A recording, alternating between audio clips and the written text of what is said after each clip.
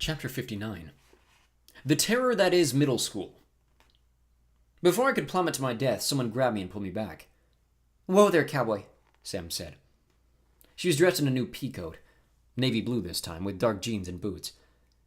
Blue wasn't my favorite color, but it made her look dignified and serious, like an Air Force officer. Her headscarf was freckled with snow.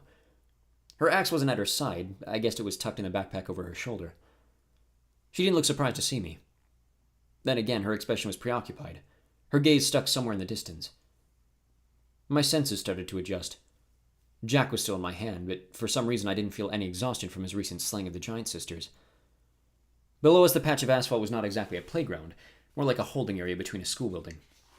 Inside the chain-link fence, a few dozen students huddled in cliques, chatting in doorways or pushing each other around the icy pavement. They looked like 7th graders, though it was hard to be sure with everybody these days. I wheeled my sword back into pennant form and returned it to its chain. I figured I shouldn't be walking on the roof of a school with a broadsword. "Where are we?" I asked Sam. "My old stomping ground." Her voice had a bitter edge. "Malcolm X Middle School." I tried to imagine Sam down in that courtyard, mingling with those cliques of girls, her headscarf the only splash of color in the crowd. "Why did Thor send you back to middle school?" I asked. "That seems especially cruel." She smirked. "He actually transported me home. I appeared in my bedroom just in time for Jid and Bibi to barge in and demand to know where I'd been. That conversation was worse than middle school." My heart sank. I'd been so focused on my own problems, I'd forgotten that Sam was trying to balance a normal life on top of everything else. "What'd you tell them?" "That I've been staying with friends. They'll assume I meant Marianne Shaw." "Rather than 3 strange guys?" She hugged her arms. "I told Bibi I tried to text her, which is true. She'll assume it was her fault. Bibi's hopeless with phones. Actually, Jotunheim just has no reception. I try not to actually lie, but I hate misleading them. After everything they've done for me, they worry I'm going to get in trouble. Turn out like my mom." "You mean a successful doctor who liked to help people? Gee, that'd be terrible." She gave me an eye roll. "You know what I mean. A rebel, an embarrassment. They locked me in my room, told me I was grounded until doomsday. I didn't have the heart to tell them that might be tonight." The wind picked up, spinning the old metal roof fans like pinwheels. "How'd you sneak out?" I asked. "I didn't. I just appeared here." She gazed down into the courtyard. "Maybe I needed a reminder of how it all started." My brain felt as rusty as the roof fans, but one thought gained traction and started to spin. "This is where you became a Valkyrie?" Sam nodded. "A frost giant. He'd gotten into the school somehow, maybe looking for me, maybe hunting some other demigod. He wrecked a few classrooms, caused a panic. He didn't seem to care if there were mortal casualties. The school went on lockdown. They didn't know what they were dealing with. They thought some crazy human was making a scene. They called the police, but there was no time." She slipped her hands into her coat pockets.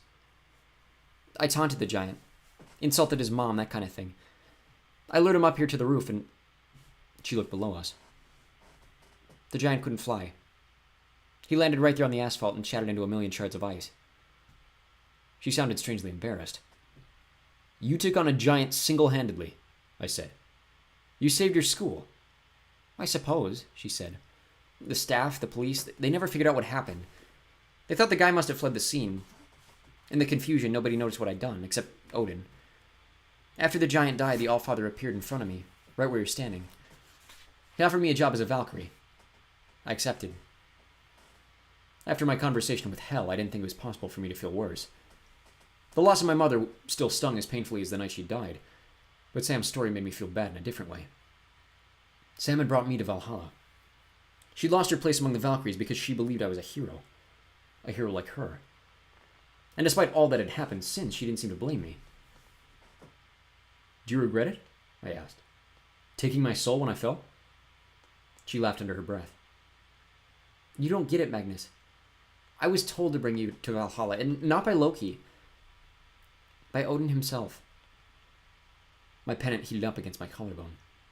For an instant, I smelled warm roses and strawberries, as if I'd stepped through a pocket of summer. "Odin," I said. "I thought he was missing. Hadn't appeared since you became a Valkyrie." "He told me to say nothing," Sam shivered.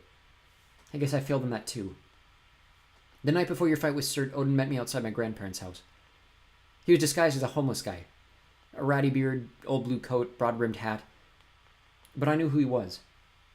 The eye patch, the voice. He told me to watch for you, and if you fought well, to bring you to Valhalla. Down in the courtyard, a period bell rang. The students headed inside, jostling and laughing. For them, it was a normal school day. The kind of day I could hardly remember. I was wrongly chosen, I said. The Norns told me I wasn't supposed to be in Valhalla. Yet you were, Sam said. Odin foresaw it. I don't know why the contradiction, but we have to finish this quest. We have to reach that island tonight. I watched the snow erase footprints in the empty yard. Soon there'd be no more trace of the students than there were of the frost giant's impact from 2 years ago. I wasn't sure what to think about Odin choosing me for Valhalla. I suppose I should have felt honored. The All-Father himself thought I was important. He had chosen me, no matter what the Norns said. But if that was true, why hadn't Odin bothered to meet me in person? Loki was bound on a slab for eternity. He'd found a way to talk to me. Mimir was a severed head. He'd made the trip, but the All-Father? The great sorcerer who could supposedly bend reality just by speaking a rune? He couldn't find the time for a quick check-in? Hel's voice echoed in my head. Do you really belong in Valhalla, Magnus? I just came from Bunker Hill, I told Sam. Hel offered me a reunion with my mother.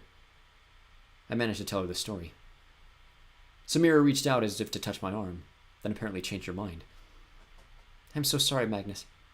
But Hel lies. You can't trust her. She's just like my father, only colder. You made the right choice. Yeah. Still. You ever do the right thing and you know it's the right thing, but it leaves you feeling horrible? You just described most days of my life. Sam pulled up her hood. When I became a Valkyrie, I'm still not sure why I fought that frost giant. The kids at Malcolm X were terrible to me, the usual garbage. They asked me if I was a terrorist. They asked if I was responsible for Boston a couple years ago. They slipped disgusting notes and pictures into my locker. When that giant attacked, I could have pretended to be just another mortal and gotten myself to safety. But I didn't even think about running away. Why'd I risk those life for those kids? I smiled. What? She demanded. Somebody once told me that a hero's bravery has to be unplanned. A genuine response to a crisis. It has to come from the heart without any thought of reward.